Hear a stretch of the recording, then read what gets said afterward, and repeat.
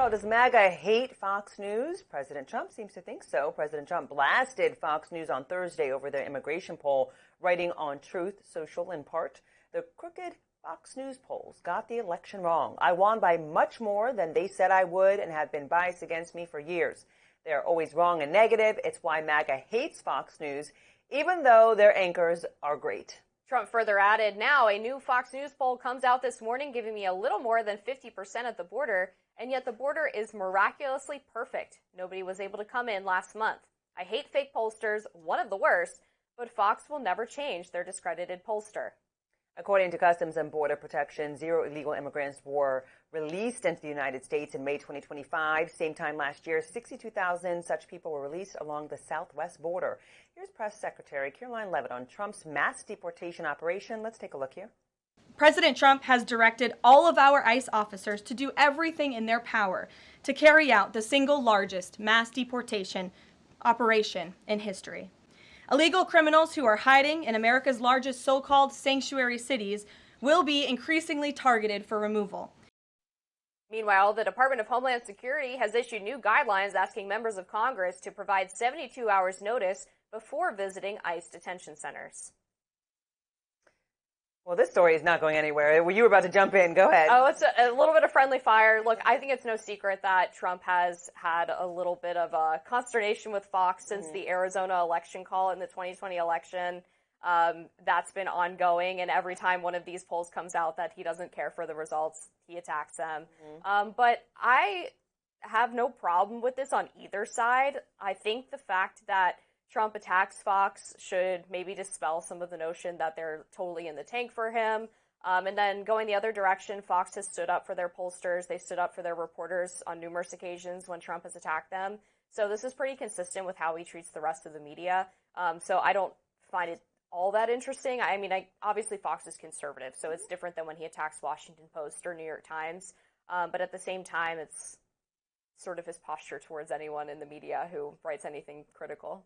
Yeah, and it's interesting also that, like, he has hired so many people from Fox News, and then he's, saying these comments too. So if you hate them so much, why do you, kind of pluck them immediately when you are now in office? I think it's interesting how many people have been picked up from Fox News anchors and so forth. Of course, he said the anchors are great, but still they work for Fox News. It's the reality of being president. You're going to have polling, and sometimes it doesn't always poll well with you. Different seasons, he may do better, and I'm not... nobody can, have that crystal ball to say, hey, he's going to do great going forward or poorly going forward in the polls. But we do know now that the economy and inflation and the border, he's not polling very well.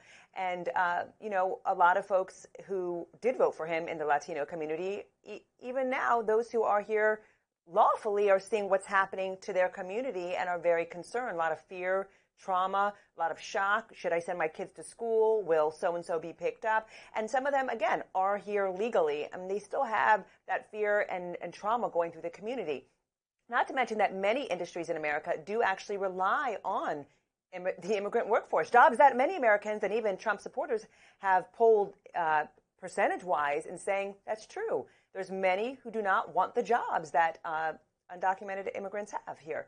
They don't want it. And so that's something that even Trump's base seems to tend to agree with. So as he is polling not so well, I think he should be looking at, okay, well, what am I doing that's working? I would say if his PR team should be putting out what's working really well when you get these polls versus coming at the media. I would push back on the idea that he's not polling well. I think the 53% that Fox found in approval rating on immigration is still good. It's just not as high as Trump would like it to be.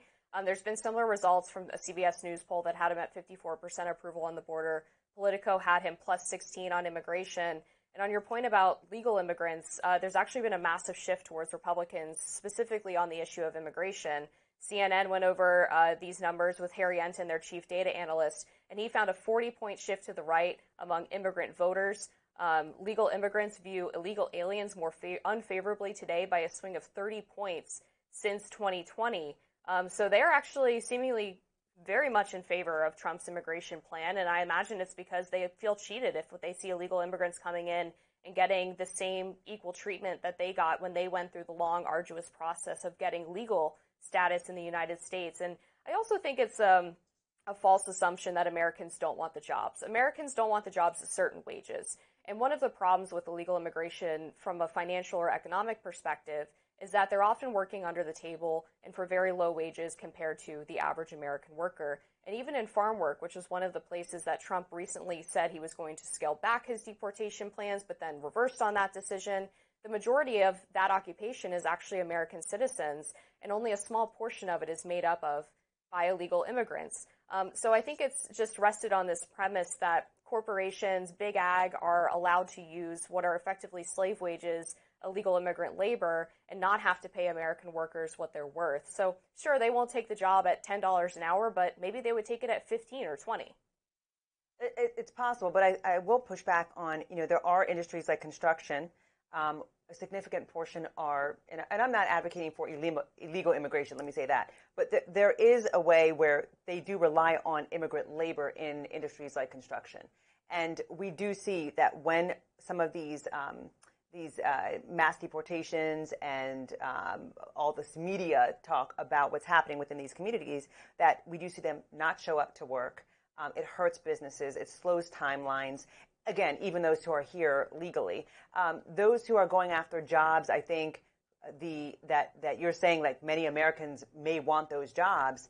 In different parts of the country, the wages are not going to be the same as the D.C. and Virginia area. It's not the same. And so there are people who are willing to take jobs, to your point, that would be really good in their respective city or state. But there's a lot of folks who choose, I don't want to work that. I don't want to do the hard labor. Right? And I think we have to look at, we are a country that's a melting pot, that we have people who have come here from all different types of backgrounds.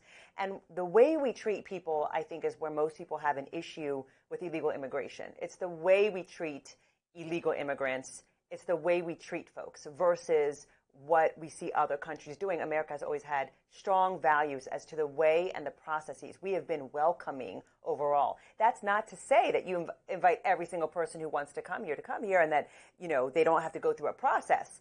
But the way we treat folks and what's been happening at the border, where you see that you cannot go inside, even lawmakers cannot go inside of some of these detention facilities, raises a lot of red flags as to what we're allowing people to see. It should be open and a transparent process. And I think that would have worked perfectly if you didn't have a Democratic congresswoman shoving ICE agents outside of a facility in New Jersey. So they created that situation themselves. There was a recent mass deportation raid at an Omaha, Nebraska manufacturing plant.